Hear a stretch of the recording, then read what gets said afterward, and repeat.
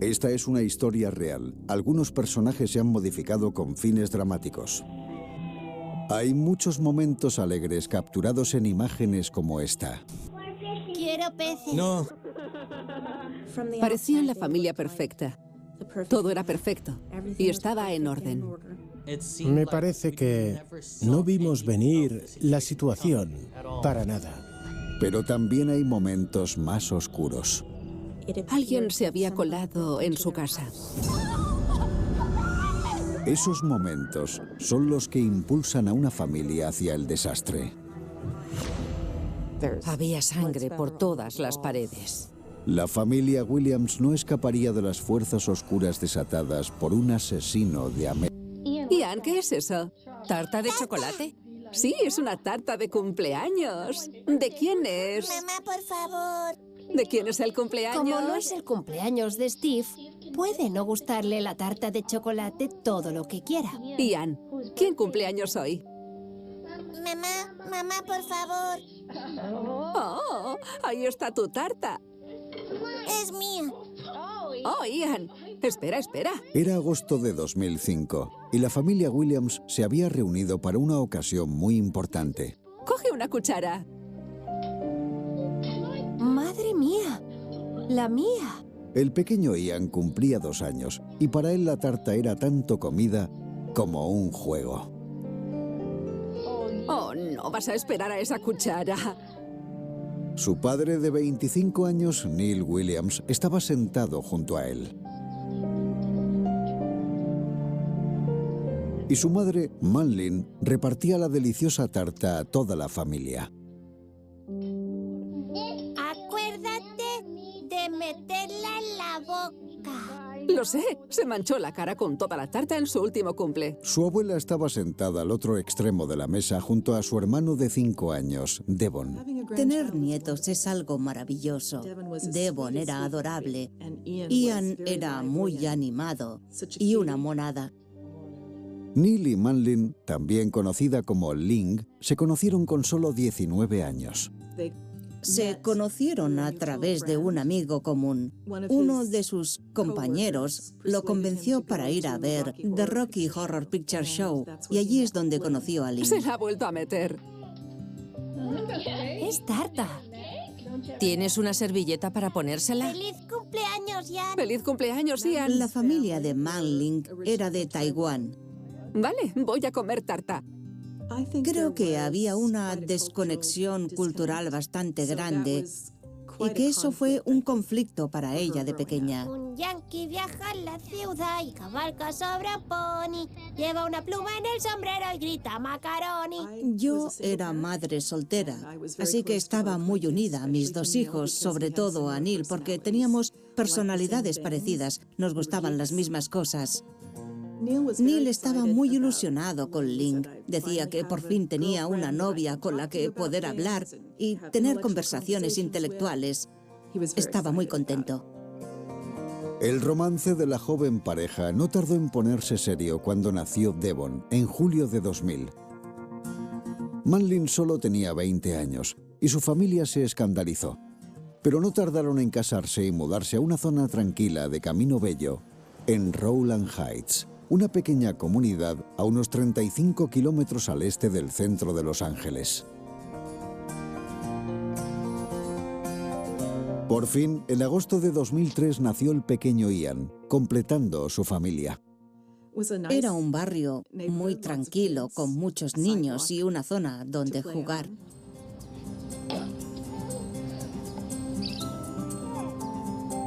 Di gracias, Devon. Gracias, Jan. Los niños jugaban al béisbol en el jardín.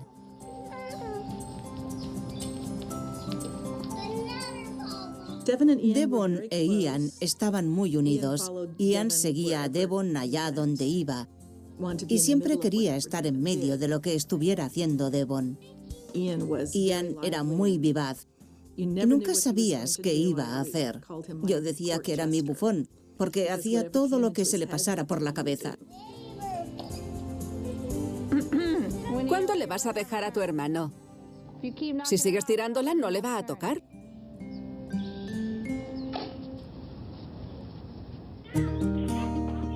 Las puertas de Manlin y Neil siempre estaban abiertas para sus buenos amigos Melanie y Mario Ramírez, a los que también les gustaba grabar cuando sus dos hijos iban a jugar. Yo admiraba cómo estaban criando a sus hijos. Neil era como un hermano para mí y Lynn como una hermana. Así que eran como de la familia, más que solo amigos. Quiero peces. No. Yo describiría su relación como dos mejores amigos enamorados. No me hagas cosquillas. Toma. A Devon y a Ian ya les había picado el gusanillo de la ciencia ficción. A Neil le gustaba mucho la Guerra de las Galaxias. Mario y Neil siempre estaban jugando con espadas con los niños. Oye, esas no son de juguete, Peque. Juega con esta, ¿vale? Neil coleccionaba espadas de samurái por su madre. Ella se las regalaba. Neil, te dije que las guardaras. Sí, perdona, las pondré más altas. A Manlin no le importaban las aficiones de Neil, las espadas o los videojuegos. Era como un niño grande, y los niños lo adoraban. Desde fuera parecían la familia perfecta. Todo era perfecto y estaba en orden. Y esa era la impresión que daban. Manlin tenía grandes sueños. Quería mudarse a una casa mejor que el piso que alquilaban a sus padres.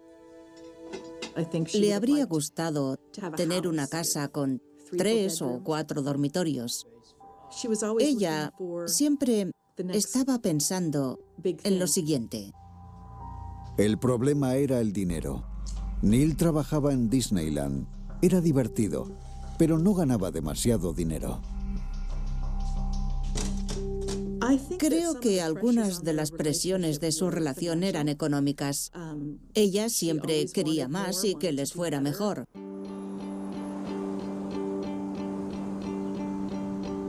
Manlin trabajaba en el turno de desayuno de un restaurante cercano.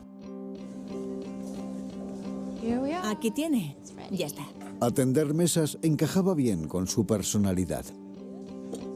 A Lynn se le daba muy bien su trabajo de camarera. ¿Cómo vais por aquí? Muy bien, gracias. ¿Sí? ¿Os ha gustado la comida? Sí. Muy bien. Me acuerdo de ti. Sabía cómo flirtear para que le dejaran más propina. Gracias, quédate el cambio.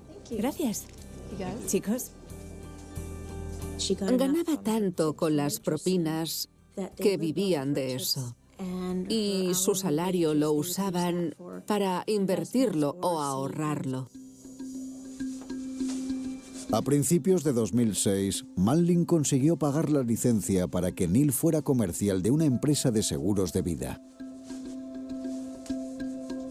Lynn le pidió a Neil que dejara de trabajar en Disney para centrarse en conseguir que más gente invirtiera en la empresa para la que trabajaba.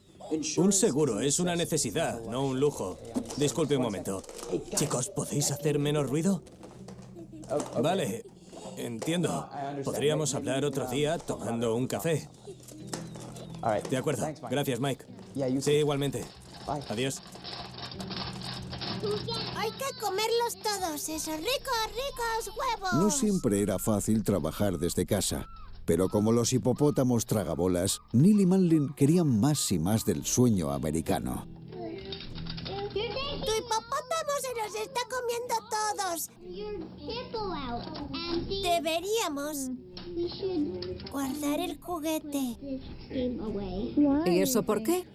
Porque Jan está quitando el hipopótamo. Neil se jugaba mucho. Si tenía éxito, significaría una casa más grande y un futuro más brillante. Él quería darle todo con lo que ella soñaba. ¡Vivan los Dodgers! ¡Vivan los Dodgers!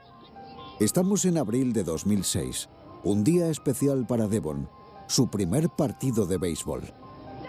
¡Vivan los Dodgers! Habían pasado 3 meses desde que Neil cambió de trabajo. ¡Vamos, Dodgers!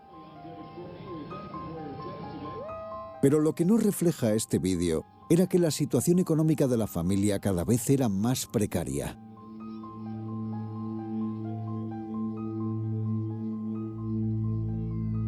Neil trabajaba a comisión. Solo ganaba un sueldo decente si vendía muchas pólizas, pero no era un vendedor nato. Hay que ser muy insistente. Y eso no iba con su personalidad. No era capaz de presionar a alguien para que comprara algo que no necesitaban. Los partidos eran un gasto que no se podían permitir. Se estaban quedando sin dinero y dentro de poco todo se desmoronaría con consecuencias letales.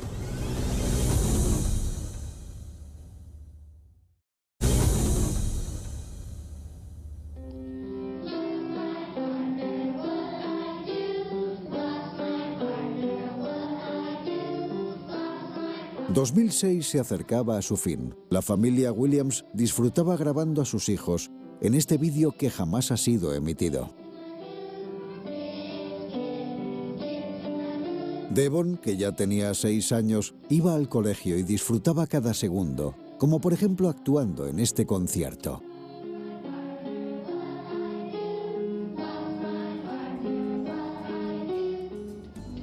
Eso significaba que el hermano pequeño, Ian, se quedaba en casa. Y no era con su madre con la que pasaba los días. Cuando se grabaron estas imágenes, Manlin había empezado a trabajar a tiempo completo para pagar las facturas. Esa ha sido la última. ¿Estás listo para entrar ya? ¿Sí? ¿No? ¿Quieres seguir jugando? Era su suegra, Jan, la que cuidaba a menudo de los niños, pero no lo hacía sola. ¿Te has divertido con los niños? Hola, colega. Neil no vendió suficientes pólizas como para conservar su trabajo. Ian y Devon eran su vida entera. Lo eran todo para él. Solo podía pensar en ellos. Sin embargo, por cuidar de sus hijos no recibía un salario. Yo les presté bastante dinero. Bueno, más que prestárselo, se lo daba. Oye, ¿has pensado lo que hemos hablado? ¿Sabes? Es que no estoy segura. Chicos! Pero el banco de mamá tenía fondos limitados.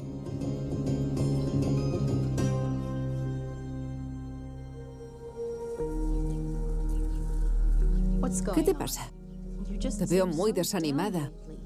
Lynn tenía que mantener a la familia a flote, y eso le estaba afectando profundamente. Ella no parecía feliz con su vida. Iba a trabajar, volvía a casa, estaba con su familia. No quería vivir así.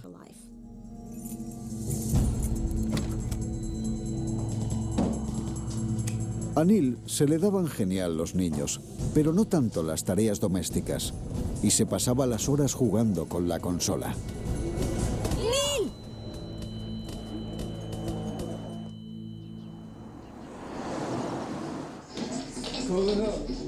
Vale. A ver.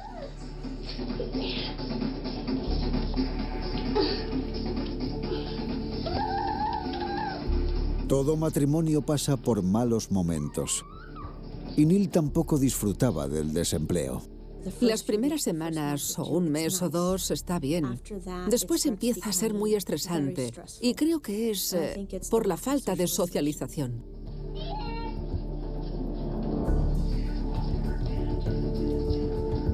¡Puedo volar!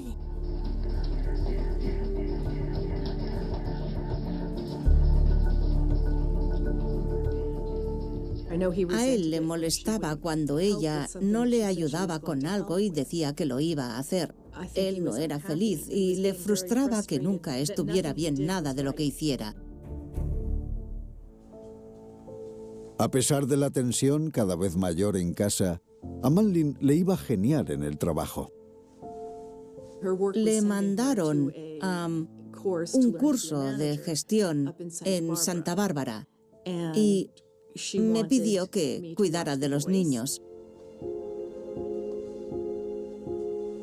Sin embargo, en realidad el viaje no tenía nada que ver con el trabajo.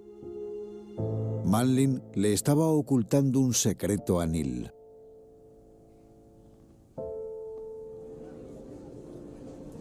Recientemente había vuelto a contactar con un antiguo amor del John, me instituto. alegro de verte. Me da vergüenza. Él estaba soltero, vivía solo y seguro que tenía cosas mejores que las que tenía Link. Y ella estaba cansada de la vida que llevaba. Me voy a duchar. Solo había un problema. Él no quería una relación seria con una madre casada.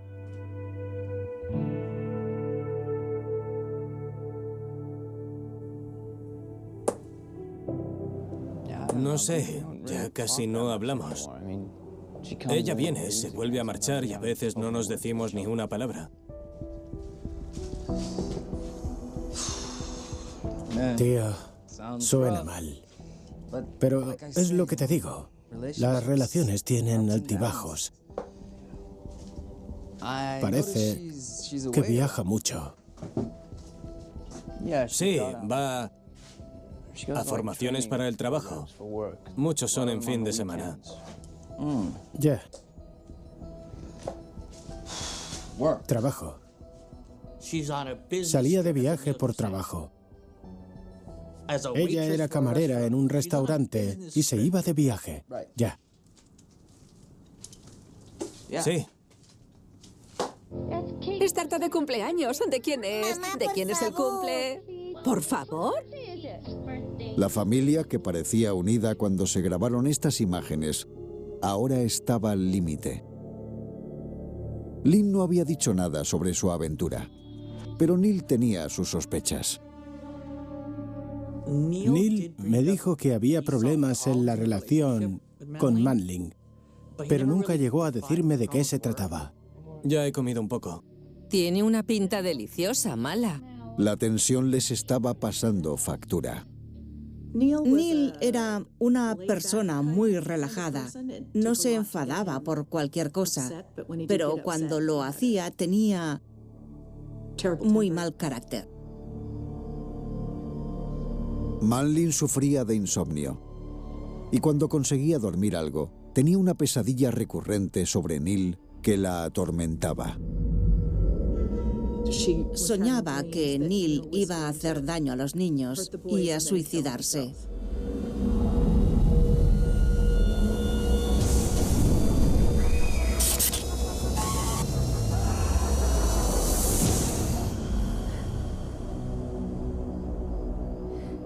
Un día Manling vino a nuestra casa y dijo: Es Neil. Va a hacernos daño. ¿Cómo? ¿Qué dices? Está diferente. Ha cambiado. Vale, ya sé que tenéis problemas.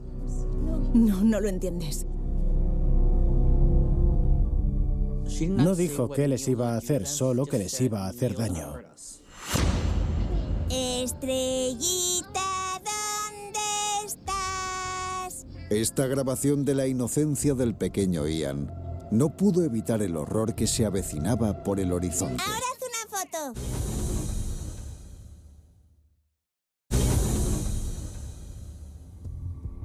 Estrellita, ¿dónde estás? Quiero verte titilar en el cielo sobre... En junio de 2007, el pequeño Ian, que contaba entonces con 3 años, no tenía ninguna preocupación. Estrellita, ¿dónde estás? Me pregunto qué serás. Ahora haz una foto. 911, ¿cuál es su emergencia? 2 meses después, los agentes de la oficina del sheriff del condado de Los Ángeles respondieron a una llamada de emergencia desde Camino Bello, en Rowland Heights. Fuera de la casa de Manling y Neil, se acercaron los vecinos. Me di cuenta de que tenía que haber pasado algo grave. Agente, ¿qué ha pasado? Yo les conozco. Vivo en esta calle.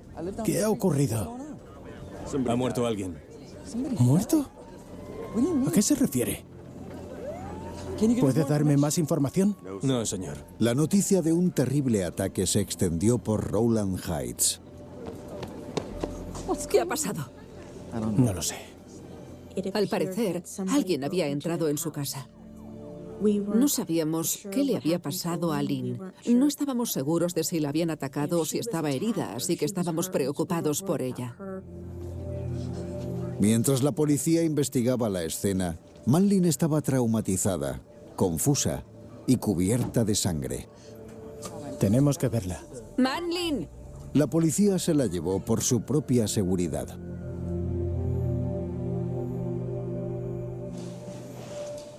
Ya en la comisaría, Manlin estaba ilesa.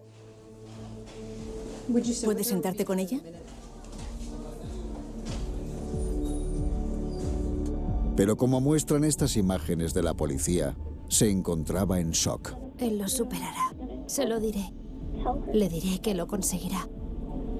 Saldrá de esta. Claro que sí. Tiene que hacerlo. Tiene que hacerlo por mí, por nuestros hijos. Tiene que hacerlo. ¿Es consciente de lo que ha pasado?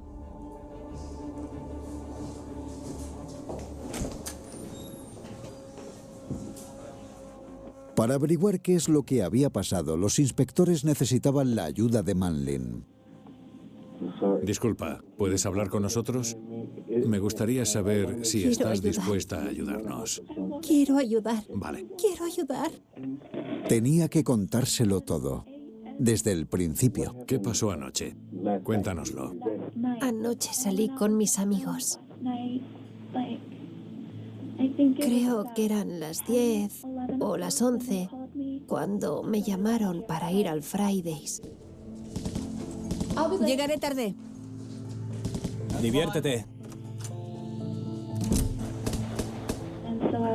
Así que me quedé como hasta las 12 y después de eso fui a echar gasolina y comprar tabaco. ¿A las 12 de la noche? A las 12 o 12:30 hay un recibo en mi coche. ¿Anoche? Sí. Manlin dijo que había llegado a casa sobre las 12:30, que después se acostó y que dejó a Neil jugando a la consola. Cuando llegué a casa anoche, aparté la manta, le di un beso. Balbuceó un poco, se movió y volvió a taparse con la manta. Ella creía que Neil se había metido en la cama sobre la 1, pero se desveló y ya no pudo volver a dormirse. Vale. ¿Y eso a qué hora sería? 4 o 4:30. Vale. ¿Y luego se fue de casa? Me fui de casa. Cuando salió, ¿dónde estaba él? Estaba arriba, en la cama. Vale, ¿y los niños dónde estaban? Estaban acostados. Después se calzó y se fue al coche. No cerré la puerta con llave. No debería haber hecho eso. Y no eché la llave. Manlin confesó a los inspectores que cuando no podía dormir, le gustaba conducir hasta lo alto de una colina para ver el amanecer.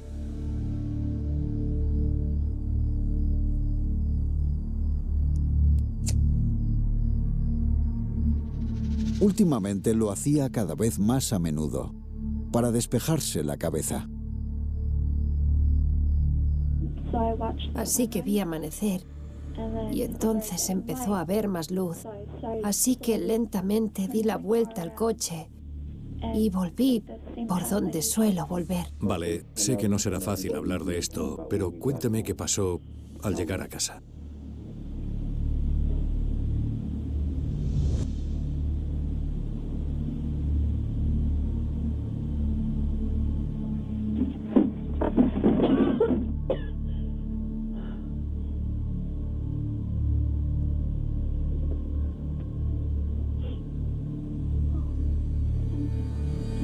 Vale, no se preocupe. Cuando pueda, cuénteme qué hizo al volver. Aparqué el coche delante. La puerta estaba cerrada. ¡Niños! ¡Hora de levantarse! ¡Devon! ¡Ian! Entonces subí por las escaleras y sentí que algo iba mal. Cuando llegué arriba, había muchísima sangre. ¿Tiene una herida en la mano? Mucha sangre. Lo vi tirado en el suelo. Me resbalé en las escaleras y apoyé la mano en un charco de sangre.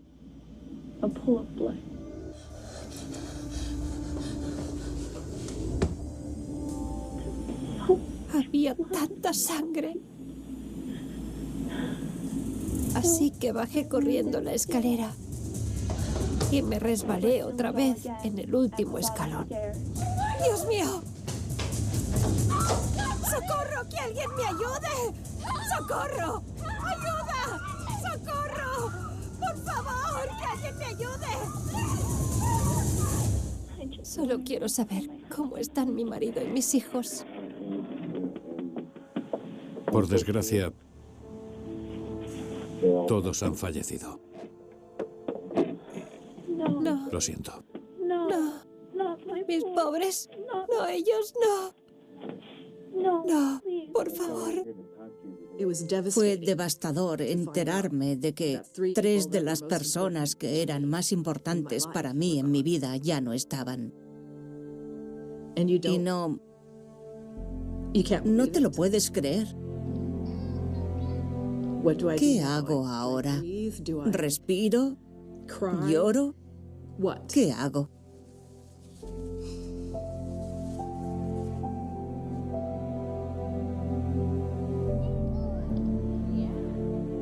En cuanto me enteré que los niños habían muerto... Dios.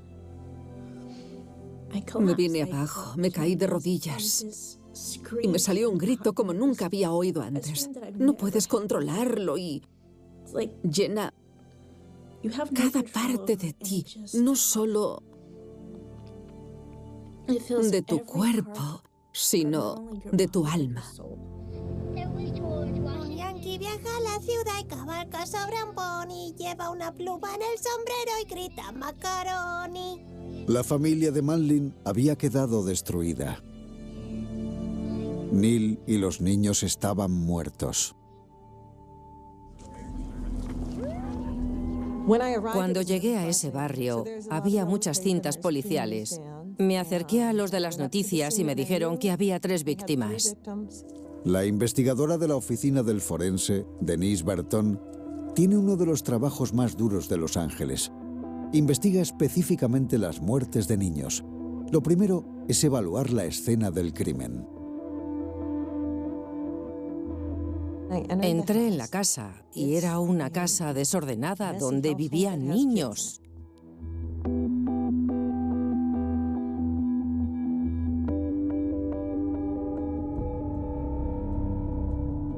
Cuando Denise subió las escaleras, la escena del caos doméstico se transformó en una película de terror.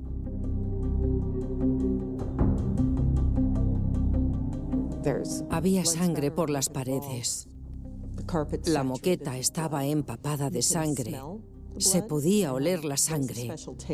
Tengo entendido que en la sangre hay cobre y eso deja un gusto metálico en la boca. El cuerpo ensangrentado de Neil tenía múltiples puñaladas. Pero lo increíble era su tamaño. Este ataque no se había cometido con un cuchillo de cocina. Las manchas de sangre sugerían que Neil no se había encontrado con el atacante en el rellano. Tirada en el suelo, se encontraba el arma homicida. Había una espada larga, como de samurái. Debía pesar bastante y... ¿cómo habría tenido espacio para blandirla? Porque no eran puñaladas, eran cortes grandes, como machetazos. Empezó ahí y parecía que se había caído boca abajo en el pasillo. A Neil lo habían asesinado con una espada de su propia colección. En el cuarto de los niños, la escena era muy diferente. Ian, el niño de 3 años, estaba en la litera de abajo, como era de esperar. Y Devon, el mayor, en la de arriba.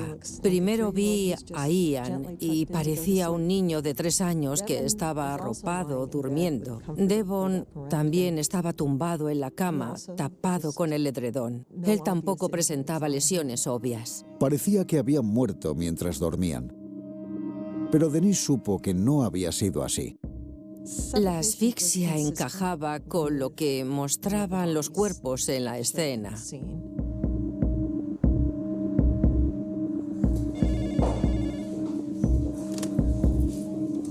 ¿Diga? Los indicios apuntaban a que el asesino conocía la colección de espadas de la familia y que quería matar a Neil. Niños. Probablemente asfixia.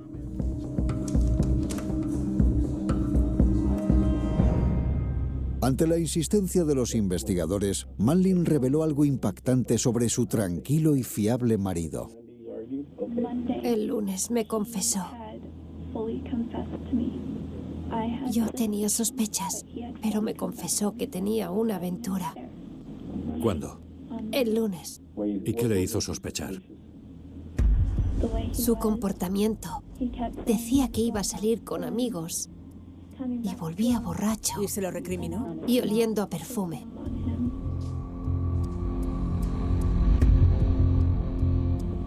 Entonces fue cuando se vino abajo y me confesó que tenía una aventura desde hacía algo más de 1 año. ¿Tanto tiempo? Esta revelación daba a los inspectores una nueva perspectiva. A Neil podría haberlo asesinado una amante celosa, o quizá un marido vengativo. Necesito números y nombres de todos los de esta lista. Claro. Jan Williams acababa de perder a su hijo y a sus nietos, y los investigadores necesitaban hacerle preguntas difíciles sobre Neil. Señora Williams.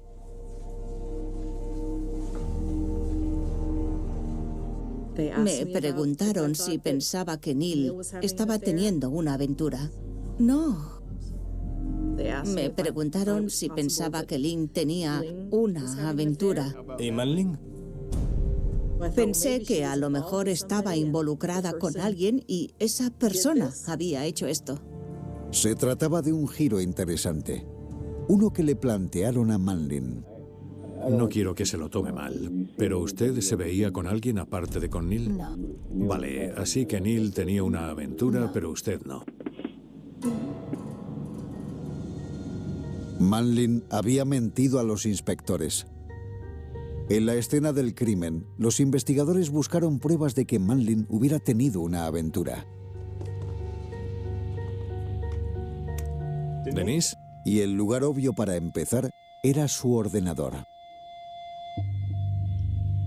Esto no tiene ningún sentido. Pero en vez de correos con un amante, descubrieron algo mucho más sorprendente. En la pantalla se veía un documento abierto en el que había algo escrito. Neil podría haber dejado una pista sobre lo que había ocurrido aquella noche, desde el más allá.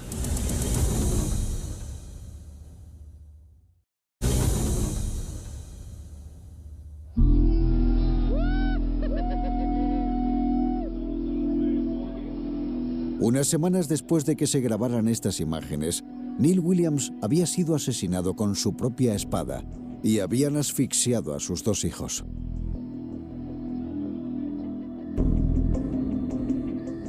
Los investigadores del departamento del sheriff del condado de Los Ángeles ¿Denise? encontraron una nota que había dejado a su mujer en el ordenador. Se trataba de una nota de suicidio del padre. Para los investigadores, esta era una señal de alarma.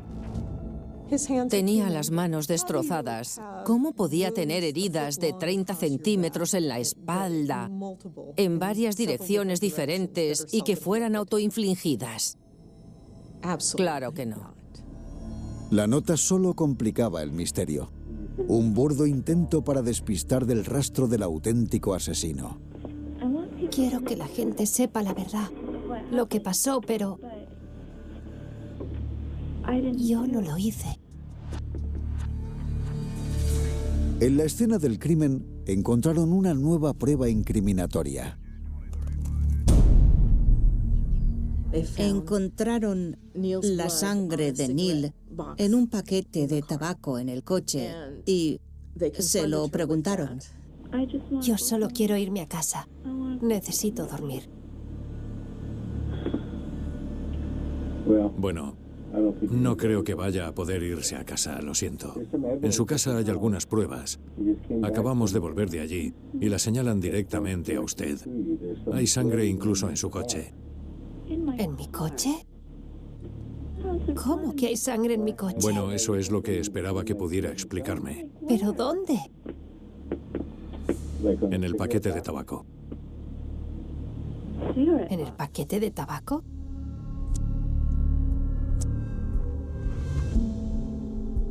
Era imposible que su sangre pudiera estar ahí si había salido a dar una vuelta y al volver se lo había encontrado muerto en lo alto de las escaleras y luego salió corriendo y gritando. ¿Cómo se habría manchado de sangre el paquete? No sé si pedir un abogado o sacarlo todo. Vale. ¿Puede contarnos lo que pasó ese día? ¿Cómo empezó todo? Sí, sí que puedo. ¿Hablará con nosotros? Sí. ¿Ahora mismo? Sí. Vale. Manlin no estaba enfadada con Neil por tener una aventura. Estaba enfadada porque él y los niños le impedían tener la vida que ella quería en realidad.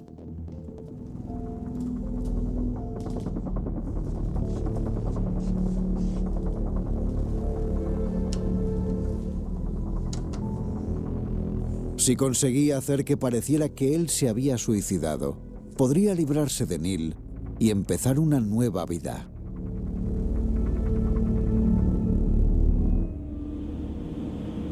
¿Y los niños?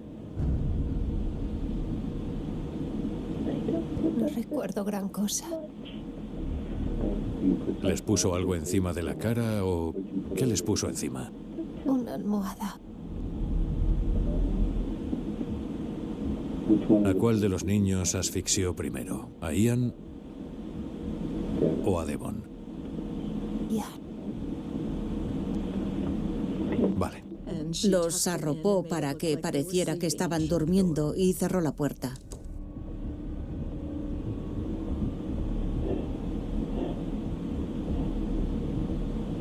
¿Alguno se despertó? No.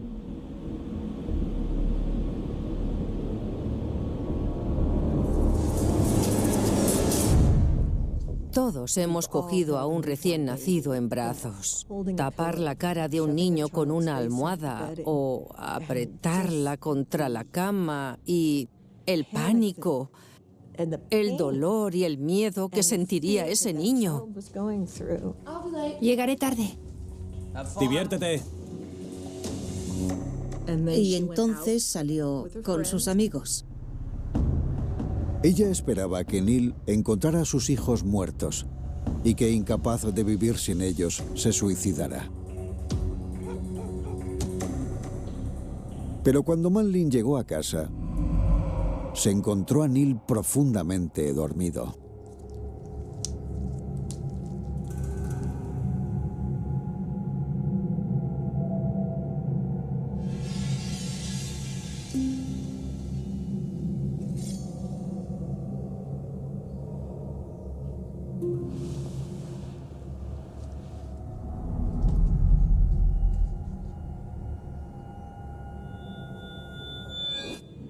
¿Estaba dormido cuando le clavó la katana por primera vez? ¿Estaba inconsciente? Creo que estaba inconsciente. ¿En qué parte del cuerpo se la clavó? En el pecho. ¿Y se despertó? Se despertó por el dolor y la rabia que llevaba dentro.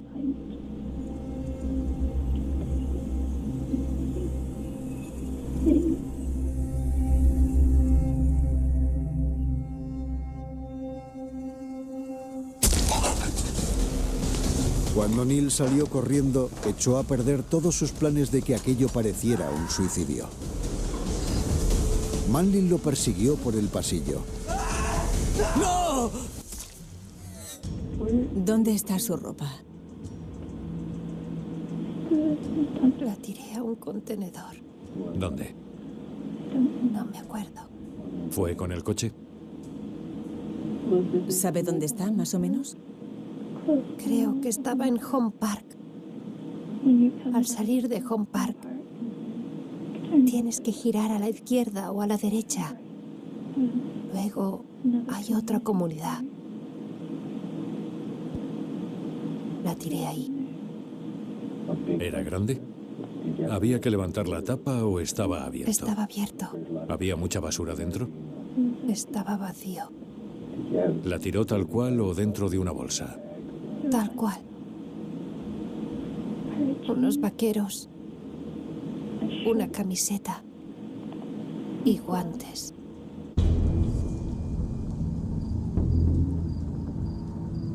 Recogió su ropa ensangrentada y los guantes y condujo hasta un contenedor cercano para tirarlos. Entonces subió a lo alto de la colina para fumarse un cigarrillo y ver el amanecer.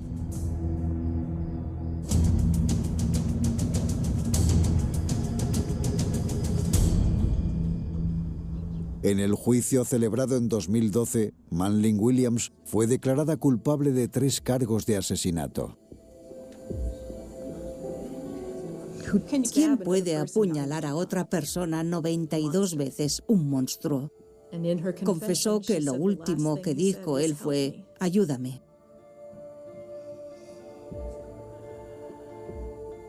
Me dolió oír eso.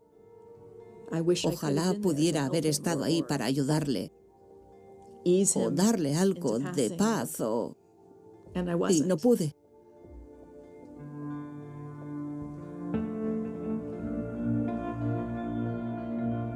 Actualmente, ella se encuentra en el corredor de la muerte en California. Estrellita, ¿dónde estás? Quiero verte titilar.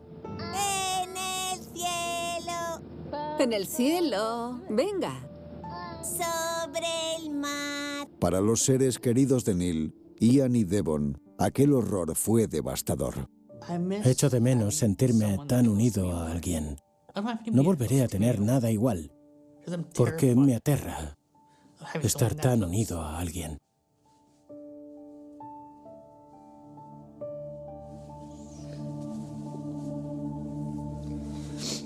Pienso en Devon e Ian todos los días. También eran como mis niños. Yo los quería. Mis niños también.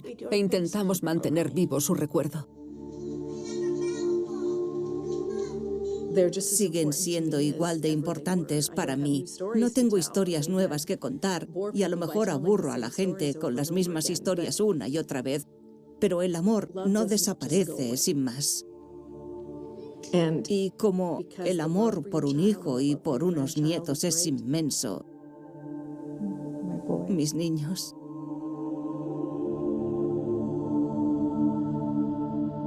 El dolor también lo es.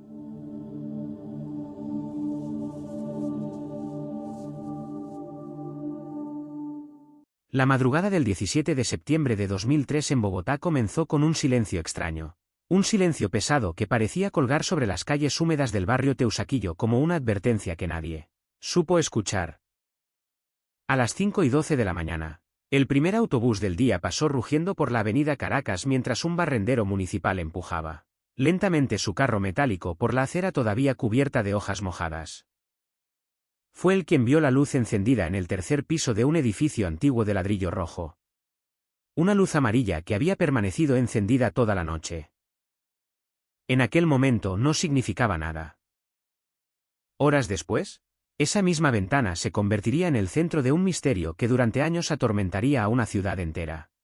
El apartamento 3B pertenecía a Laura Cárdenas, una joven de 28 años, periodista cultural, Conocida por sus colegas como una mujer meticulosa, reservada, obsesiva con los detalles. Vivía sola desde hacía 2 años. Sus vecinos la describían como alguien amable pero distante. Siempre saludaba con una sonrisa breve, siempre llevaba una carpeta o una libreta bajo el brazo. Siempre caminaba rápido, como si estuviera persiguiendo algo invisible. A las 9 de la mañana, Laura debía presentarse en la redacción del periódico donde trabajaba. Nunca llegó. A las 10:20, su teléfono celular estaba apagado. A las 11:45, una compañera de trabajo decidió llamarla a su apartamento. Nadie contestó. Y a las 2 de la tarde, un vecino del piso inferior llamó a la administración del edificio porque algo goteaba lentamente desde el techo de su baño. No era agua. Cuando la policía llegó al apartamento 3B, la escena parecía congelada en medio de una historia interrumpida. La puerta estaba cerrada, pero no forzada. El interior estaba ordenado. Demasiado ordenado. Una taza de café frío permanecía sobre la mesa del comedor. Un portátil abierto mostraba un documento a medio escribir. Un abrigo colgaba en el respaldo de una silla. La luz de la cocina seguía encendida. Y en el baño, una pequeña mancha oscura se extendía por el suelo como una sombra espesa. Pero Laura Cárdenas no estaba allí. No había cuerpo. No había señales de lucha. No había gritos escuchados por los vecinos. Simplemente había desaparecido. La policía registró cada rincón del apartamento durante horas. Revisaron armarios, cajones, electrodomésticos. Fotografías, documentos, cuadernos. En el dormitorio encontraron su cama intacta. En el armario, toda su ropa. En el baño, su cepillo de dientes, su maquillaje, su reloj. Todo estaba en su lugar. Excepto ella.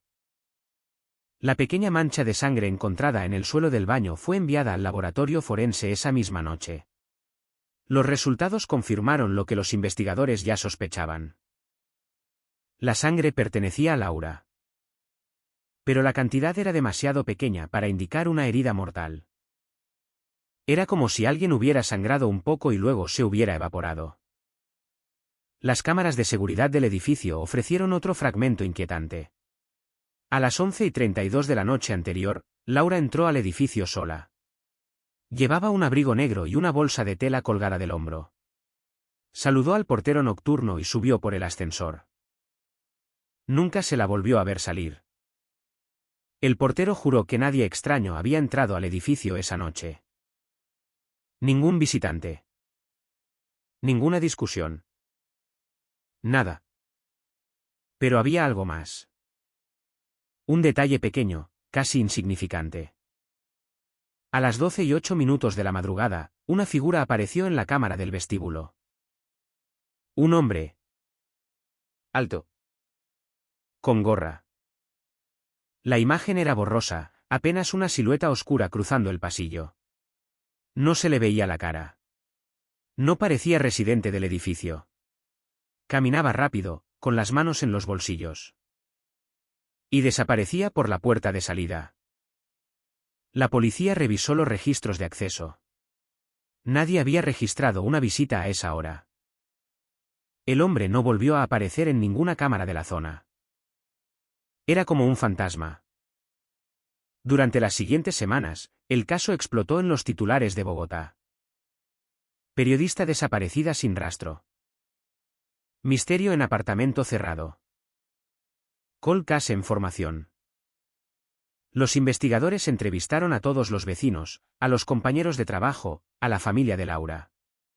Cada conversación parecía abrir una nueva posibilidad y cerrarla inmediatamente después. Laura no tenía enemigos conocidos. No tenía deudas. No tenía antecedentes de amenazas. Su familia insistía en que era cuidadosa, prudente, casi paranoica con su seguridad. Entonces surgió la primera teoría. El trabajo. En su escritorio, los detectives encontraron una carpeta que no figuraba en ninguna de sus asignaciones oficiales. Dentro había recortes de periódicos, notas escritas a mano, nombres subrayados en rojo. Era una investigación personal. Un proyecto que aparentemente Laura llevaba meses desarrollando en secreto. Los recortes hablaban de desapariciones. Personas desaparecidas en Bogotá durante los últimos 5 años. Casos aislados. Casos olvidados. Casos cerrados sin explicación.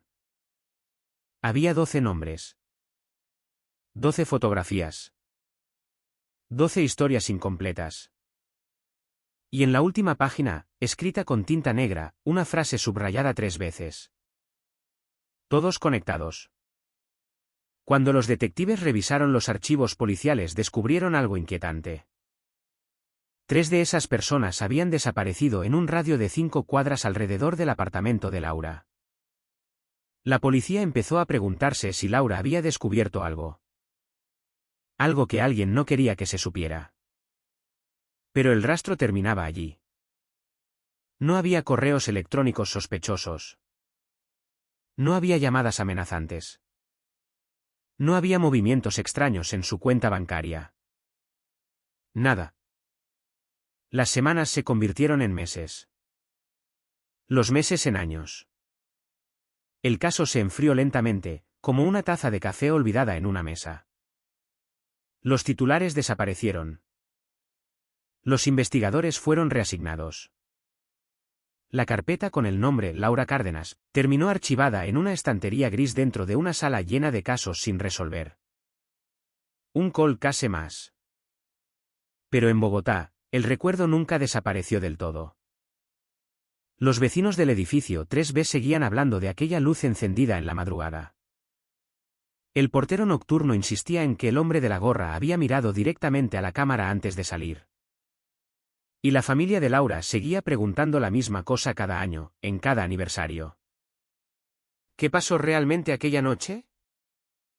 La respuesta parecía enterrada en algún lugar del pasado. Esperando. Silenciosa.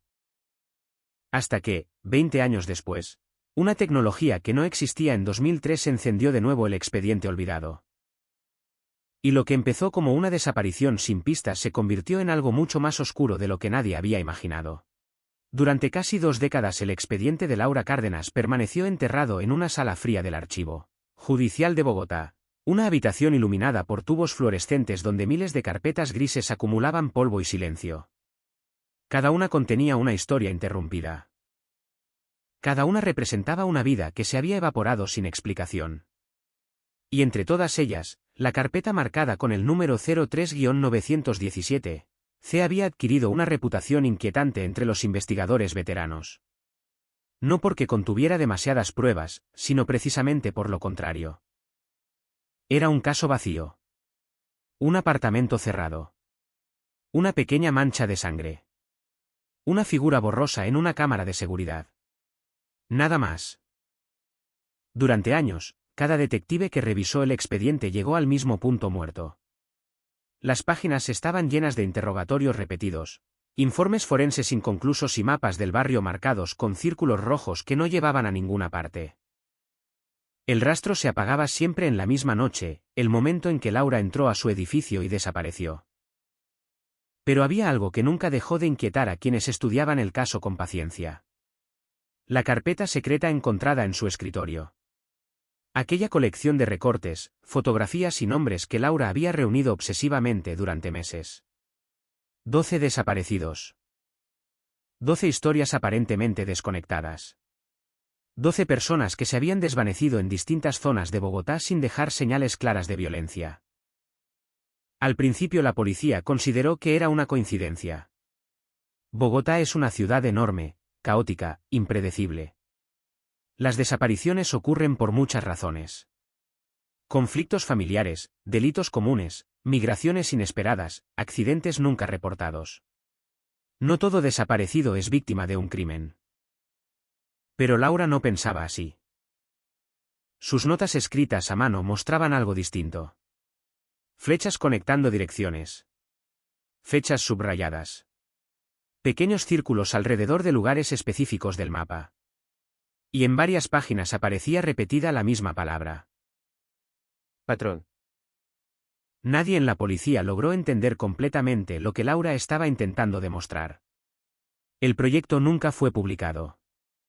El artículo nunca fue terminado. Y con el paso del tiempo, su investigación se convirtió simplemente en otra curiosidad dentro de un caso sin solución. Hasta que llegó el año 2022. La unidad de casos antiguos de la Fiscalía de Bogotá había comenzado a revisar expedientes olvidados, utilizando nuevas herramientas forenses que no existían a principios de los años 2000. Las técnicas de análisis genético habían avanzado de manera radical. Lo que antes era una muestra inútil de ADN parcial ahora podía convertirse en un perfil completo. Y en algunos casos, incluso podía reconstruir relaciones familiares desconocidas a través de bases de datos internacionales. Fue durante uno de esos procesos de digitalización cuando un joven analista llamado Mateo Rivas encontró la referencia a la muestra de sangre recolectada en el apartamento de Laura. La pequeña mancha del baño. En 2003 el laboratorio había confirmado que la sangre pertenecía a Laura Cárdenas. El análisis no había revelado nada más. La tecnología de la época simplemente no podía extraer información adicional de una muestra tan pequeña. Pero en 2022 las cosas eran diferentes. Mateo solicitó que la muestra fuera reanalizada utilizando técnicas modernas de secuenciación genética. Nadie esperaba un resultado espectacular. El procedimiento era rutinario. Muchos casos antiguos pasaban por ese proceso sin generar nuevas pistas. Sin embargo, cuando los técnicos comenzaron a examinar el material microscópico conservado durante 19 años en una cápsula refrigerada, apareció algo inesperado. Había más de un perfil genético en la muestra. Era una cantidad mínima. Tan pequeña que en 2003 había pasado completamente desapercibida. Pero estaba ahí. Un segundo ADN. Al principio los científicos pensaron que se trataba de contaminación del laboratorio antiguo. Algo común en muestras viejas. Pero los análisis repetidos confirmaron lo mismo una y otra vez. Había rastros genéticos de otra persona mezclados con la sangre de Laura. Una persona desconocida. El descubrimiento reactivó inmediatamente el caso. El expediente fue retirado del archivo y asignado a la Unidad de Investigación Especial. Los detectives comenzaron a revisar todo desde el principio, esta vez con una perspectiva completamente nueva. Si alguien había estado físicamente cerca de Laura en el momento en que sangró, ese alguien podía ser la clave. La pregunta era simple y aterradora al mismo tiempo. ¿Quién era? El perfil genético parcial fue ingresado en la base de datos criminal nacional. Durante horas los investigadores esperaron frente a las pantallas mientras el sistema comparaba millones de registros. No apareció ninguna coincidencia. No estaba en la base de datos policial. Pero eso no significaba que no existiera. Los científicos decidieron utilizar un método más reciente, uno que apenas comenzaba a utilizarse en investigaciones complejas, la genealogía genética forense. La técnica consistía en comparar fragmentos del ADN con grandes bases de datos genealógicas utilizadas por ciudadanos comunes para rastrear sus ancestros familiares. Aunque los usuarios de esas plataformas no eran sospechosos de ningún crimen, sus perfiles podían revelar coincidencias parciales que permitieran reconstruir árboles genealógicos completos. Era un trabajo lento, casi arqueológico. Pero a veces funcionaba. Durante semanas, el equipo de análisis genético rastreó coincidencias lejanas, primos terceros, familiares distantes, líneas genealógicas incompletas que se extendían por distintas regiones de Colombia. Poco a poco, el mapa familiar comenzó a tomar forma. Los investigadores identificaron varias familias con coincidencias genéticas parciales en el departamento de Cundinamarca. Después filtraron por edad, sexo y ubicación geográfica en el año 2003. La lista se redujo a 9 hombres. 9 posibles coincidencias. 9 personas que podrían compartir suficiente ADN con la muestra encontrada en el baño de Laura. Pero lo que ocurrió después transformó completamente la dirección de la investigación. Uno de esos nombres ya aparecía en el expediente original. No como sospechoso. Ni siquiera como persona de interés. Aparecía en una lista mucho más inquietante. La misma lista que Laura había escrito en su carpeta secreta. La lista de desaparecidos. El nombre era Andrés Molina. Había desaparecido en Bogotá en 1999. 4 años antes de que Laura Cárdenas desapareciera. Su caso había sido investigado brevemente y luego archivado sin conclusión. Un estudiante universitario de 22 años que salió de su apartamento una noche para reunirse con amigos y nunca regresó. Nadie había conectado ese caso con el de Laura. Hasta ese momento. Los detectives comenzaron a revisar los archivos de Andrés Molina con una atención nueva. Las fotografías antiguas mostraban a un joven delgado, cabello oscuro, mirada tranquila. Sus amigos lo describían como reservado, inteligente, alguien que prefería escuchar antes que hablar. La noche de su desaparición había sido igual de extraña que la de Laura. Ninguna señal de violencia. Ningún testigo. Ningún cuerpo. Simplemente se había evaporado. Pero había un detalle olvidado dentro del expediente. Un informe policial que casi nadie había leído con atención. Una cámara de seguridad cercana a su edificio había captado una figura caminando detrás del minutos antes de desaparecer. Un hombre. Alto. Con gorra. La imagen era demasiado borrosa para identificar un rostro. Pero cuando los detectives colocaron esa grabación junto a la del edificio de Laura Cárdenas, el escalofrío recorrió la sala de investigación como una corriente eléctrica. La silueta era prácticamente idéntica. La misma altura. La misma forma de caminar. La misma gorra. De repente, lo que durante años parecían desapariciones aisladas comenzó a tomar la forma de algo mucho más perturbador. Un patrón. Exactamente la palabra que Laura había subrayado en su cuaderno. Los investigadores regresaron a la carpeta con los 12 nombres que Laura había reunido. Ahora la miraban de otra manera. Ya no era una teoría periodística. Podía ser un mapa de víctimas. Si el ADN encontrado en el apartamento de Laura pertenecía realmente a Andrés Molina, significaba algo imposible. Significaba que un hombre desaparecido en 1999 había estado presente en la escena de otro crimen en 2003. 4 años después de su desaparición. Y si eso era cierto, entonces la historia apenas estaba empezando a revelarse. Porque alguien, en algún lugar de Bogotá, había estado moviéndose entre estas desapariciones durante años sin dejar rastro. Un depredador invisible. Un fantasma que caminaba por las calles de la ciudad mientras la policía buscaba respuestas en la dirección equivocada. Y por primera vez en 20 años, el expediente de Laura Cárdenas dejó de ser simplemente un caso frío. Se estaba convirtiendo en algo mucho más peligroso. Algo que llevaba demasiado tiempo oculto en la oscuridad. Algo que la propia Laura había estado a punto de descubrir la misma noche en que desapareció. La revelación del nombre de Andrés Molina dentro del nuevo análisis genético cayó sobre la sala de investigación como una descarga eléctrica silenciosa. Durante unos segundos nadie habló. Los detectives miraban la pantalla donde el árbol genealógico digital seguía expandiéndose lentamente, conectando apellidos, registros civiles, bases de datos antiguas. La coincidencia genética no era total, pero era suficiente para trazar una línea familiar directa que llevaba inevitablemente hacia él. Un hombre desaparecido en 1999. Un rastro genético en el apartamento de una mujer desaparecida en 2003. La lógica del caso parecía romperse. Los investigadores comenzaron a revisar cada página del expediente de Andrés Molina con una intensidad casi obsesiva. El archivo era delgado, demasiado delgado para una desaparición humana. Apenas unas declaraciones de familiares, algunos interrogatorios a compañeros de universidad, un informe de patrullaje nocturno y la fotografía borrosa de una cámara de seguridad.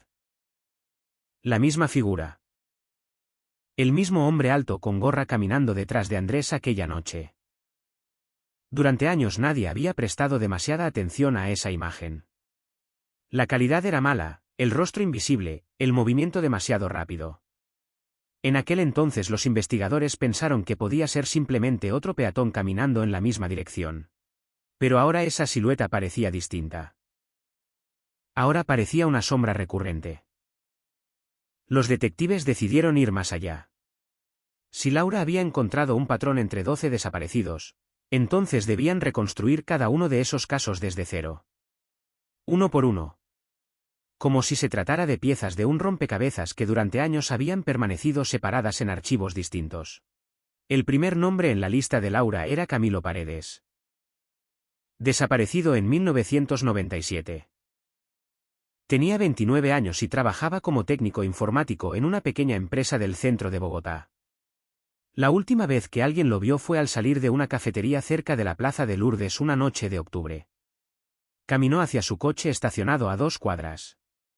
Nunca llegó a abrir la puerta. El coche seguía allí al día siguiente. Las llaves estaban en su bolsillo. Camilo había desaparecido a pocos metros de su propio vehículo. La policía investigó durante semanas sin encontrar señales de lucha ni testigos confiables. En aquel momento el caso fue clasificado como desaparición voluntaria posible. Un hombre joven, sin familia cercana, tal vez había decidido empezar una nueva vida en otro lugar. Era una teoría común en los años 90. Pero ahora, al mirar las fotografías del lugar con ojos nuevos, algo comenzó a llamar la atención de los investigadores. Una cámara de seguridad bancaria situada al otro lado de la calle. En el expediente antiguo solo aparecía una referencia breve, grabación revisada. Sin evidencia relevante. Los detectives solicitaron el archivo original, conservado en un formato digital antiguo dentro de la bóveda tecnológica de la Fiscalía. Tardaron días en restaurar el vídeo a una calidad visible. Cuando finalmente lograron reproducirlo en un monitor moderno, la imagen temblorosa mostró una escena aparentemente banal: peatones cruzando la calle, un taxi detenido, luces de neón reflejándose en el pavimento húmedo. Y entonces apareció un hombre. Alto. Con gorra. Caminando a pocos pasos detrás de Camilo Paredes. La grabación duraba apenas 5 segundos antes de que ambos salieran del encuadre. Pero era suficiente. Los investigadores intercambiaron miradas silenciosas. 3 desapariciones. 3 grabaciones. La misma silueta. La teoría de Laura Cárdenas ya no parecía una especulación periodística. Parecía una advertencia que nadie había escuchado a tiempo. El siguiente nombre en la lista era Daniela Ríos. Desaparecida en 2001. Tenía 24 años y trabajaba como estudiante de arquitectura en la Universidad Nacional. Su desaparición había generado titulares breves durante algunos días porque sus padres insistieron públicamente en que algo terrible había ocurrido. Daniela no era una persona que se marchara sin decir nada. La última señal de su teléfono celular se registró a las 11:47 de la noche cerca de un parque, en Chapinero. Después, silencio absoluto. Cuando los detectives revisaron nuevamente el expediente encontraron algo inquietante que había sido considerado irrelevante en su momento. Un testigo. Un vigilante nocturno de un edificio cercano que había declarado haber visto a Daniela discutiendo con un hombre desconocido poco antes de medianoche. En el informe antiguo el testigo describía al hombre con 3 detalles simples. Alto. Chaqueta oscura. Gorra. La repetición comenzaba a ser demasiado precisa para ser coincidencia. Los investigadores empezaron a colocar fotografías, mapas y líneas temporales sobre una gran mesa de análisis. Las desapariciones cubrían un periodo de 6 años. Diferentes barrios. Diferentes víctimas. Diferentes circunstancias. Pero algo se repetía siempre. La proximidad geográfica. Todas las desapariciones ocurrieron dentro de un radio aproximado de 7 kilómetros. Un territorio específico dentro de Bogotá. Un territorio donde alguien parecía moverse con una familiaridad inquietante. Cuando superpusieron el mapa de las desapariciones con las rutas de transporte público de finales de los años 90 apareció otro detalle inesperado. Todas las zonas estaban conectadas por una misma línea de autobuses urbanos. La línea 14. Un trayecto largo que cruzaba barrios residenciales, zonas universitarias y avenidas principales. Un recorrido que alguien podría usar para desplazarse sin levantar sospechas. Un recorrido que también pasaba a pocas cuadras del apartamento de Laura Cárdenas. La idea comenzó a tomar forma lentamente. ¿Y si el responsable había estado viviendo dentro de ese mismo territorio todo el tiempo? ¿Y si caminaba por esas calles cada día mientras la ciudad ignoraba su existencia? Los investigadores regresaron entonces al perfil genético parcial obtenido de la muestra del baño. El laboratorio había seguido trabajando en silencio mientras los detectives reconstruían el rompecabezas de las desapariciones. Una semana después llegó un nuevo informe. Habían logrado ampliar el perfil genético lo suficiente para identificar una característica específica, el cromosoma, y coincidía con una línea familiar muy concreta dentro de los registros genealógicos. La familia Molina. El mismo apellido del estudiante desaparecido en 1999. Pero el análisis revelaba algo más. El ADN encontrado en el apartamento de Laura no pertenecía a Andrés Molina. Pertenecía a un familiar masculino cercano. Un hermano. O un primo. La sala de investigación quedó en silencio otra vez. Si Andrés Molina había desaparecido en 1999 pero su ADN familiar aparecía en la escena de otro crimen en 2003, entonces existía otra persona en esa familia que aún estaba viva. Alguien que compartía su sangre. Alguien que quizás había estado observando a las víctimas durante años. Los investigadores buscaron inmediatamente los registros civiles de la familia Molina. Andrés tenía un hermano menor. Se llamaba Julián Molina. En 1999 tenía 20 años. Vivía en el mismo apartamento que Andrés cuando éste desapareció. Y después de aquel evento, según los registros oficiales, Julián se había mudado a otro barrio de Bogotá. Nunca había sido interrogado en profundidad durante la investigación original. Nunca había sido considerado sospechoso. Solo era el hermano de una víctima. Pero ahora, después de 20 años de silencio, su nombre volvía a aparecer lentamente en la superficie de un caso que parecía despertar de un largo sueño. Y por primera vez desde la desaparición de Laura Cárdenas, los investigadores tenían algo que durante décadas había faltado en aquel expediente. Un posible rostro detrás de la sombra de la gorra. El nombre de Julián Molina apareció en la pantalla del sistema de registros civiles como una sombra que había permanecido demasiado tiempo fuera del foco. Durante años su existencia había estado allí, escondida a plena vista dentro de un expediente que nadie revisó con suficiente profundidad. Hermano menor de una víctima. Un detalle secundario. Un familiar entrevistado brevemente en 1999 y luego olvidado mientras el caso de Andrés Molina se desvanecía lentamente entre miles de archivos sin resolver. Pero ahora, con el nuevo análisis genético iluminando la investigación desde un ángulo completamente distinto, aquel nombre empezó a adquirir un peso inquietante. Julián Molina. 39 años en 2022. Empleado administrativo según los registros fiscales. Soltero. Sin antecedentes penales. Una vida aparentemente silenciosa. Demasiado silenciosa. Los detectives comenzaron a reconstruir su historia como si estuvieran excavando un terreno antiguo.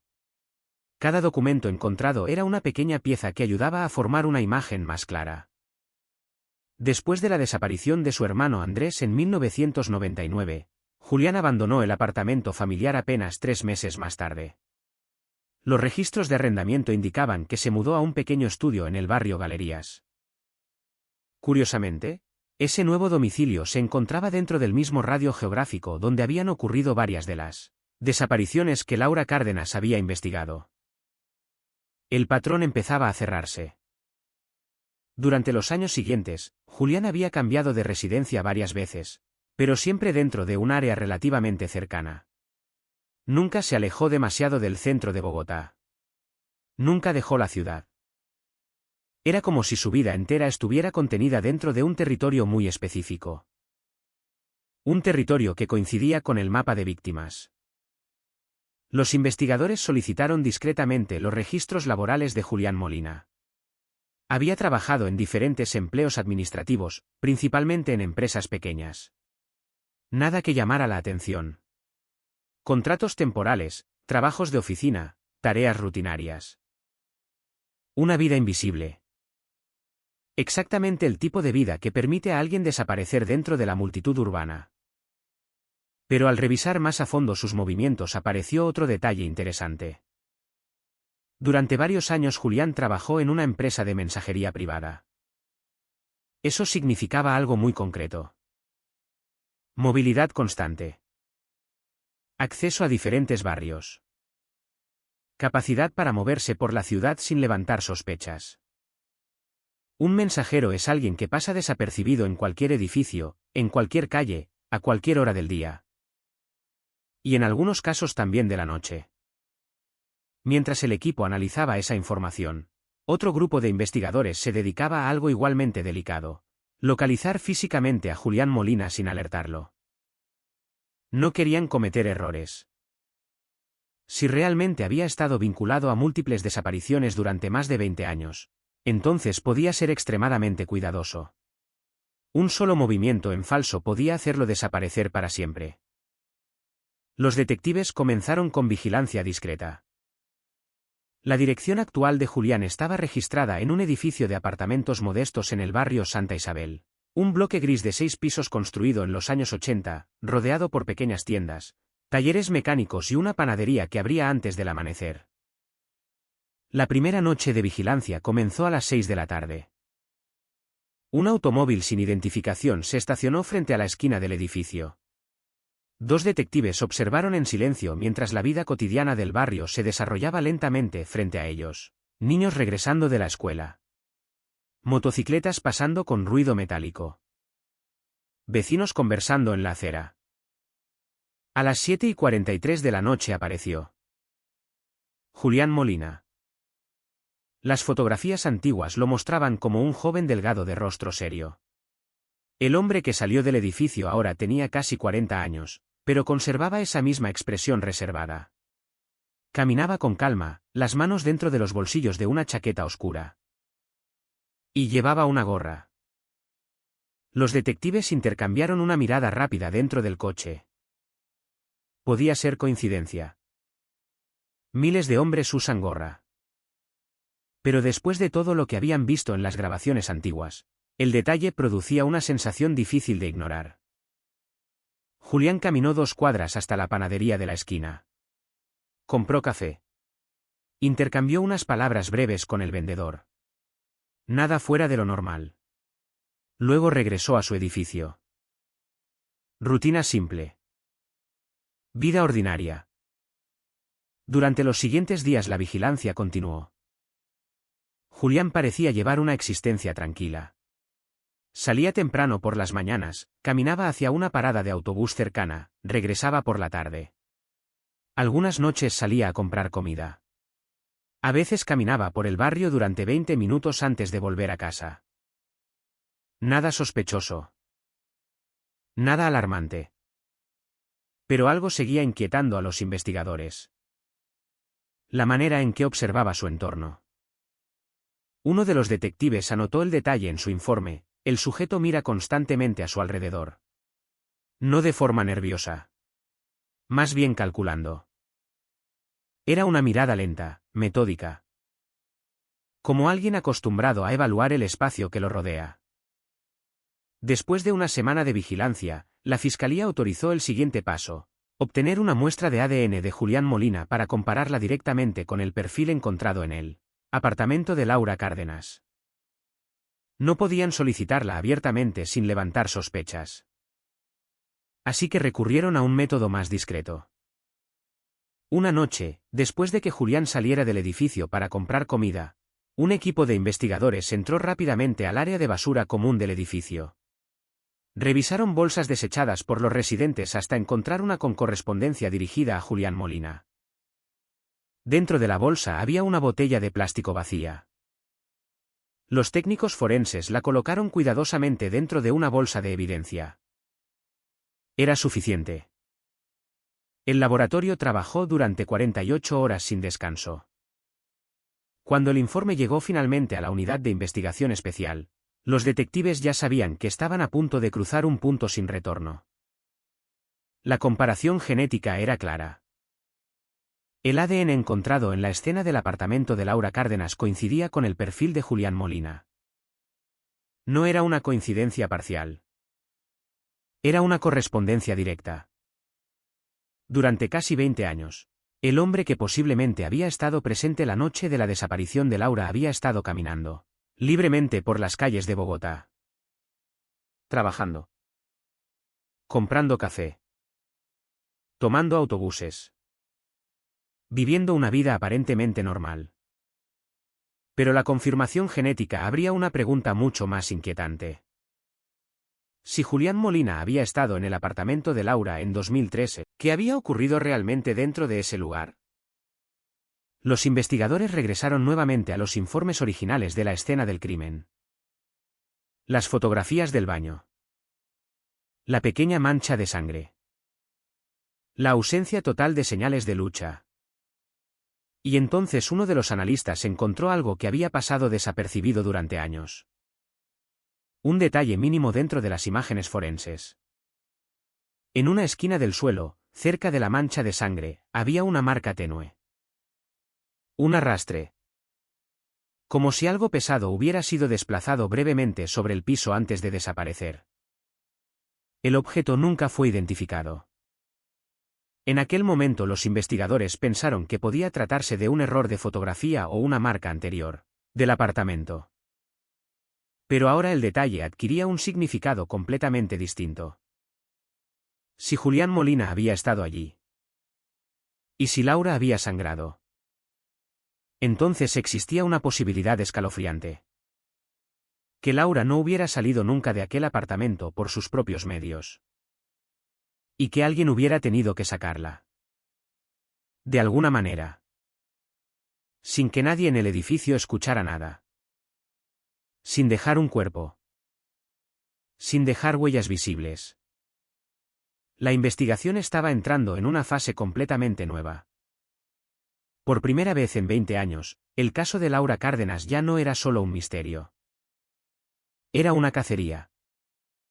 Y en algún lugar de Bogotá, el hombre que había caminado detrás de las víctimas durante décadas seguía viviendo su rutina cotidiana sin saber que el pasado finalmente estaba alcanzándolo. Cuando el informe del laboratorio confirmó la coincidencia genética entre la muestra del apartamento de Laura Cárdenas y el ADN de Julián Molina, el ambiente dentro de la unidad de investigación especial cambió de inmediato. Durante años aquel caso había sido una colección de teorías, intuiciones y piezas incompletas. Ahora, por primera vez, había algo sólido. Algo que no podía discutirse ni reinterpretarse. Un vínculo físico. Julián Molina había estado dentro del apartamento de Laura la noche en que desapareció. Pero el descubrimiento no resolvía el misterio. Al contrario, lo hacía más profundo. Porque si Julián estuvo allí, ¿cómo logró sacar a una mujer de un edificio residencial sin que nadie escuchara nada? ¿Cómo desapareció un cuerpo sin dejar una sola huella visible en un espacio tan pequeño? Los detectives sabían que el siguiente paso debía ser extremadamente cuidadoso. Tenían una coincidencia genética, sí. Pero para construir un caso judicial sólido necesitaban mucho más. Necesitaban contexto. Motivo. Conexiones. Necesitaban reconstruir lo que había ocurrido en aquella noche de 2003 con una precisión casi quirúrgica. El primer movimiento fue revisar completamente la vida de Julián Molina. No solo sus direcciones o sus empleos, sino cada aspecto posible de su rutina. Registros médicos. Compras con tarjeta. Transporte público. Cámaras urbanas. Incluso viejas fotografías de redes sociales recuperadas de plataformas olvidadas. Poco a poco, la imagen del hombre comenzó a tomar una forma más definida. Julián vivía solo desde hacía más de 20 años. No tenía pareja estable. No aparecía en registros de relaciones duraderas. Sus compañeros de trabajo lo describían como reservado, educado, alguien que nunca hablaba demasiado de sí mismo. Un hombre silencioso. Pero también metódico. Uno de sus antiguos supervisores de la empresa de mensajería recordó algo peculiar durante un interrogatorio informal. Julián conocía la ciudad mejor que cualquiera. No solo las avenidas principales, sino callejones, rutas secundarias, pasajes poco transitados. Cuando algún paquete debía entregarse en zonas complicadas, él siempre sabía exactamente qué camino tomar. Parecía tener un mapa completo de Bogotá dentro de la cabeza, dijo el supervisor. Ese detalle quedó marcado con tinta roja en el informe. Porque las desapariciones investigadas por Laura Cárdenas también parecían seguir un mapa. Un territorio. Un patrón geográfico preciso. Mientras tanto, el equipo forense comenzó a preparar una nueva inspección del antiguo apartamento de Laura. El lugar había sido remodelado años atrás, pero aún pertenecía al mismo edificio. Los investigadores obtuvieron una orden judicial para examinar nuevamente la estructura. No buscaban evidencias visibles. Buscaban rastros microscópicos. Los técnicos utilizaron escáneres de luminol, detectores químicos y tecnología moderna capaz de identificar restos biológicos incluso después de décadas. El baño, donde apareció la pequeña mancha de sangre original, volvió a iluminarse bajo la luz azulada de los reactivos. El resultado fue inquietante. La luminiscencia reveló patrones que en 2003 nadie había visto. No era solo una mancha. Había pequeñas gotas dispersas. Minúsculas. Casi invisibles. Pero suficientes para indicar algo muy concreto. Laura no se había cortado accidentalmente. Había sangrado mientras se movía. Tal vez mientras luchaba. Tal vez mientras intentaba escapar. Y las gotas se dirigían hacia el pasillo. Los técnicos siguieron la trayectoria con cuidado milimétrico. El rastro se detenía cerca de la puerta principal. Luego desaparecía. Como si el cuerpo hubiera sido levantado. Los detectives permanecieron en silencio mientras observaban el informe proyectado sobre la mesa de análisis. Durante casi 20 años todos habían asumido que Laura había desaparecido sin señales de violencia. Pero ahora la escena comenzaba a contar una historia diferente. Una historia que alguien había logrado borrar casi por completo. El siguiente descubrimiento llegó desde otro ángulo inesperado. Un analista digital estaba revisando archivos municipales antiguos cuando encontró algo que nadie había relacionado antes con el caso. En el año 2003, exactamente 3 semanas después de la desaparición de Laura Cárdenas, se había registrado una reparación de emergencia en una sección del sistema de alcantarillado del barrio. La obra había sido pequeña. Un acceso subterráneo abierto durante 2 días para limpiar una obstrucción. La ubicación exacta estaba a solo 3 cuadras del edificio de Laura. Al principio parecía irrelevante. Pero cuando revisaron los registros laborales de la empresa contratada para ese trabajo apareció un nombre familiar dentro de la lista de empleados temporales. Julián Molina. Había trabajado allí durante 2 semanas.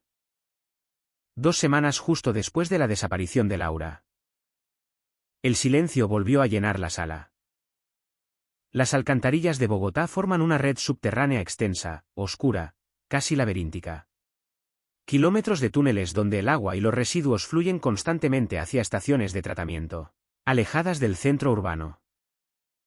Un lugar donde un objeto pequeño podría desaparecer para siempre. O incluso algo mucho peor.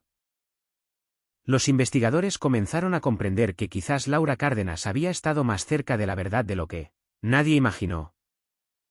Porque su carpeta con los 12 desaparecidos no solo mostraba coincidencias geográficas. También mostraba fechas. Intervalos. Periodos específicos entre una desaparición y otra.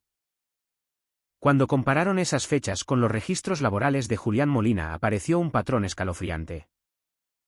Cada desaparición coincidía con periodos en los que Julián había cambiado de empleo o había tenido semanas sin actividad registrada. Como si esos momentos hubieran sido ventanas de oportunidad. Momentos en los que nadie sabía exactamente dónde estaba. Momentos en los que alguien podría desaparecer sin que nadie conectara los puntos. Pero aún quedaba una pieza del rompecabezas que no encajaba. La desaparición de su propio hermano. Andrés Molina. Si Julián era realmente responsable de las otras desapariciones, ¿qué papel había jugado Andrés en esa historia? ¿Había sido una víctima?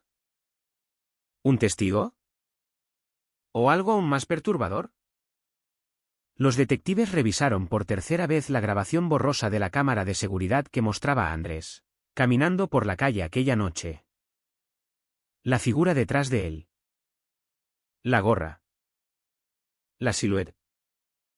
Durante años todos asumieron que ese hombre era un extraño. Pero ahora, con la nueva información, alguien hizo una observación que cambió completamente la perspectiva. La distancia entre ambos hombres en la grabación era demasiado corta para un perseguidor. Parecía más bien la distancia entre dos personas caminando juntas. Dos personas que se conocían. Dos hermanos. Si aquella silueta era Julián Molina caminando detrás de Andrés. Entonces la primera desaparición de la lista no había sido un crimen cualquiera. Había sido el comienzo. El momento en que algo oscuro dentro de aquella familia se desató por primera vez. Y la pregunta que ahora recorría cada mente dentro de la sala de investigación era tan simple como aterradora. Si Julián Molina había empezado con su propio hermano. ¿Cuántas víctimas más podían existir que nunca llegaron a aparecer en la carpeta de Laura Cárdenas? La posibilidad de que Andrés Molina hubiera sido la primera víctima cambió por completo la dirección de la investigación. Durante años la desaparición de Andrés había sido tratada como un caso aislado, una tragedia familiar sin demasiadas pistas. Pero ahora, bajo la nueva luz de los datos genéticos y los patrones descubiertos por Laura Cárdenas, aquella noche de 1999 comenzaba a aparecer el primer capítulo de algo mucho más oscuro. Los detectives volvieron a analizar cada detalle del expediente original de Andrés. Las entrevistas. Los horarios. Las rutas que solía caminar. Las últimas personas que lo habían visto con vida. Uno de los informes antiguos mencionaba que Andrés había estado en una reunión universitaria esa noche. Una pequeña celebración con amigos después de presentar un proyecto académico. Testigos recordaban que salió del bar alrededor de las 11 de la noche. Estaba de buen humor. Había hablado de planes futuros, de una posible beca en el extranjero. Nada indicaba que planeaba desaparecer. Nada indicaba que algo terrible lo estaba esperando unas calles más adelante. El trayecto desde el bar hasta su apartamento era corto. Apenas 10 minutos caminando. Un recorrido que Andrés había hecho cientos de veces. La cámara de seguridad captó solo unos segundos de ese camino. Andrés caminando por la acera. Y detrás de él, la figura con gorra. Ahora los investigadores comenzaron a observar ese vídeo de forma diferente. Ampliaron los fotogramas. Estabilizaron la imagen. Reducieron el ruido digital. Poco a poco la silueta comenzó a revelar pequeños detalles que antes no podían distinguirse. La postura del cuerpo. La forma de caminar. La longitud de los pasos. Los analistas compararon ese patrón con las grabaciones modernas obtenidas durante la vigilancia reciente de Julián Molina. La conclusión no era absoluta, pero era inquietantemente similar. La forma de caminar coincidía en varios puntos clave. Hombros ligeramente inclinados hacia adelante. Paso derecho más largo que el izquierdo. Un movimiento casi imperceptible del brazo izquierdo. Era como observar a la misma persona separada por más de 20 años. Pero la parte más perturbadora surgió cuando revisaron nuevamente la entrevista original que la policía había hecho a Julián Molina en 1999, pocos días después de la desaparición de su hermano. El informe era breve. Demasiado breve.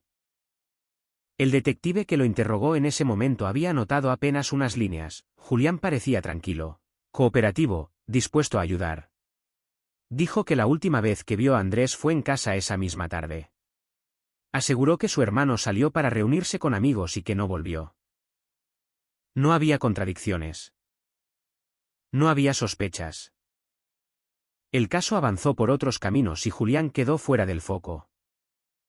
Pero ahora, leyendo esas líneas con la información actual, los investigadores notaron algo extraño. En la declaración, Julián había mencionado algo específico. Había dicho que Andrés llevaba una chaqueta gris esa noche. El detalle parecía trivial.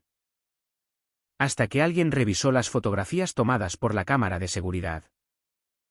La imagen mostraba claramente que Andrés llevaba una chaqueta negra. No gris. ¿Negra? Era una diferencia pequeña, pero significativa. Porque significaba que Julián no había visto realmente a Andrés salir de casa esa noche. ¿O había mentido? La tensión dentro del equipo aumentaba a medida que cada pieza comenzaba a encajar con precisión inquietante. Mientras tanto, el equipo de vigilancia seguía observando a Julián Molina día tras día. Y lentamente empezaron a notar comportamientos que antes habían pasado desapercibidos. Julián caminaba mucho. A veces durante horas. No caminaba sin rumbo. Seguía rutas específicas. Calles que conectaban varios de los puntos donde habían ocurrido las desapariciones antiguas. Un detective comparó los trayectos con el mapa que Laura Cárdenas había dibujado años atrás. Las coincidencias eran difíciles de ignorar. Era como si Julián estuviera recorriendo un territorio familiar. Un territorio que conocía demasiado bien. Pero el momento que cambió definitivamente el tono de la investigación ocurrió una noche lluviosa de noviembre. Julián salió de su apartamento más tarde de lo habitual. Casi a las 11.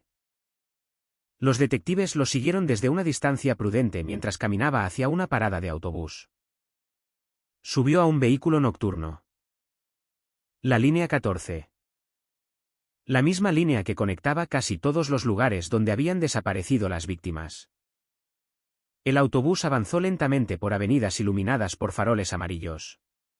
Los investigadores lo siguieron en otro vehículo mientras intentaban no perderlo entre el tráfico. Después de 30 minutos, Julián bajó en una zona industrial cercana al río Bogotá. Un lugar oscuro. Calles vacías. Fábricas cerradas. Los detectives observaron mientras caminaba hacia un puente peatonal que cruzaba sobre un canal de drenaje.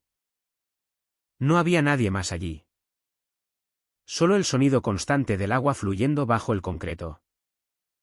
Julián se detuvo en el centro del puente. Miró hacia abajo durante varios minutos. Nadie podía escuchar lo que pensaba. Nadie podía ver su rostro desde la distancia. Pero uno de los detectives anotó en su informe algo que no olvidaría nunca. Parecía estar recordando algo. Después de unos minutos, Julián se dio la vuelta y caminó de regreso hacia la parada de autobús. Nada ilegal. Nada que justificara una detención. Solo un hombre mirando un canal oscuro en mitad de la noche. Pero para los investigadores, aquella escena tenía un significado mucho más profundo. Porque el canal de drenaje estaba conectado directamente con el sistema de alcantarillado donde Julián había trabajado en 2003. El mismo sistema subterráneo que se extendía bajo kilómetros de la ciudad. Un sistema donde cualquier rastro físico podría desaparecer para siempre. La teoría comenzó a tomar forma dentro de la mente de los detectives. Tal vez Julián había utilizado esa red durante años. Tal vez conocía accesos que nadie más recordaba.